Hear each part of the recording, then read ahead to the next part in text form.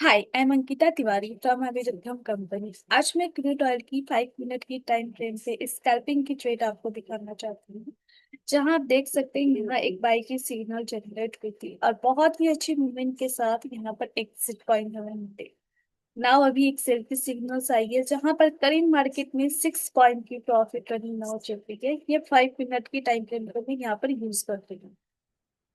अगर हम देखें तो इसके पीछे भी बहुत अच्छी कहीं ना कहीं मूवमेंट करके गई मार्केट, आप देख सकते हैं। अगर आप इसका बैक टेस्ट करना चाहते हैं तो आप हमसे कांटेक्ट कर सकते हैं। कांटेक्ट करने के लिए आप हमारी या तो वेबसाइट पे विजिट कर सकते हैं या फिर आप कर सकते हैं हमें कॉल, जैसे कि आपको डिस्क्रिप्शन बॉक्स में हमारी कांटेक्ट नंबर शो कर जाएगी, वहां पर आप कॉल कर सकते हैं। ओके। एंड कोई भी डाउट हो please contact me. Thank you so much.